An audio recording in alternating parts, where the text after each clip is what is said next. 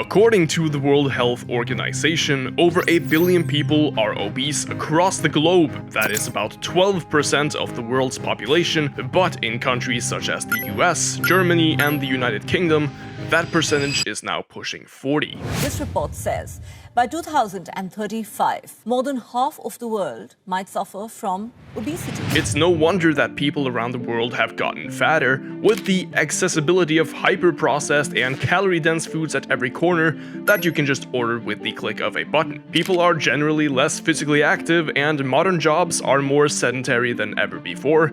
And on top of that, people with obesity in some cases are even being glorified in model marketing. And the phrase "love yourself regardless" is being used on a daily basis to make sure people don't feel bad about themselves as they gobble down on their 4th cheeseburger of the day. But in the midst of this obesity epidemic, an opposing industry is thriving more than ever before. The fitness industry has grown from being shunned by society into dark gyms to a multi-billion-dollar industry scoping every corner of social media, movies, clothing, and even anime.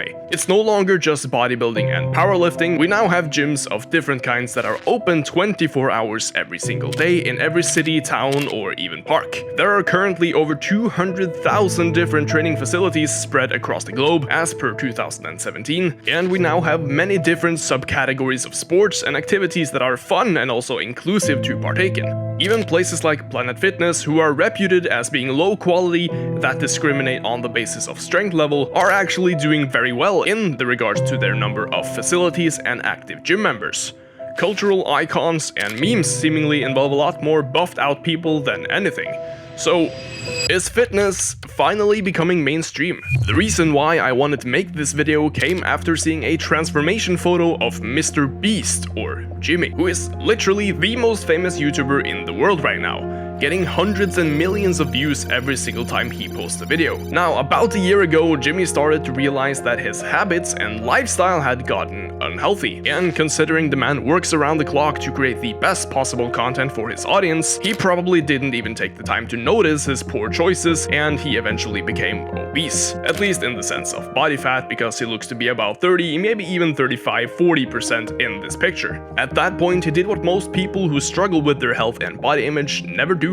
He decided to change his lifestyle and become fitter while following a structured routine, which in return would allow him to work more, be more energetic, and feel better about himself on top of all the extra health benefits. So long story short, he got himself a coach, one of which was actually Greg Doucette, and he lost a bunch of weight while building a solid amount of muscle in about a year's time. And here is his after picture, and I have to say he looks pretty darn good for a man who's only been working out for about a year. And he definitely looks much healthier than he did just a year ago.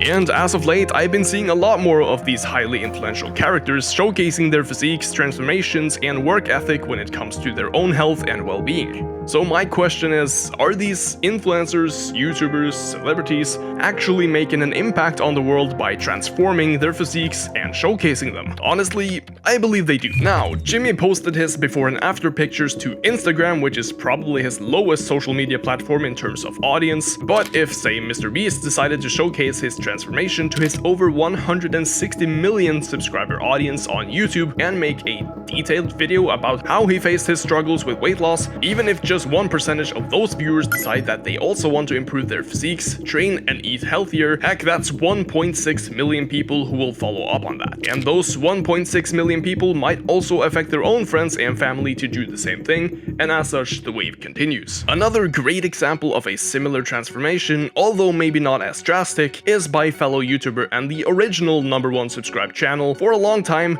PewDiePie, or Felix going by his actual name. Now, his transformation, as I said, wasn't the same as Jimmy, who lost a lot of weight for the most part, but Felix was actually trying to gain weight. More specifically, gain muscle mass. Now, Pewds was never really in poor shape as far as body composition is concerned.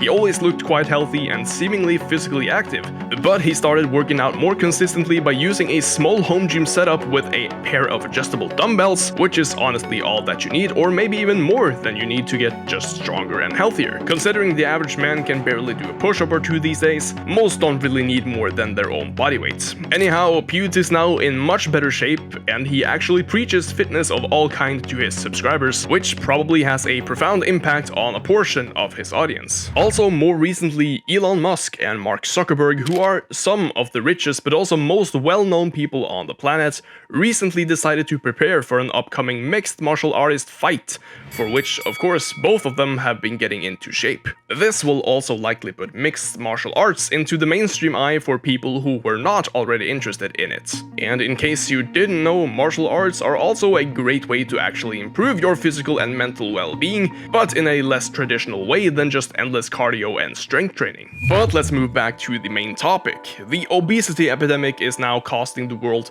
thousands of billions of dollars every year in medicine, hospital bills, work release, inefficiency, disease, and food consumption, amongst other things. Not only is there a strong correlation between obesity and total yearly work hours, but also to education, depression, cognitive ability, and an increased risk of about every single lifestyle-related disease known to man. Now, of course, that doesn't mean every person with obesity is equally unhealthy or is gonna die prematurely, but it certainly increases the risk across every single age group. And in schools, children are being forced to generally sit, read, and work or whatnot for hours every single day with minimal room for physical activity, and child sports are becoming more competitive than about actually having fun. And I believe there's a lot of potential in just having YouTubers, who kids generally want to become, by the way, becoming fit and healthy. Lately, we've also seen a rise in the so-called body positivity movement, and the definition of body positivity has been used more loosely in the last few years. In case you are unaware, the definition of body positivity is that it is a social construct and movement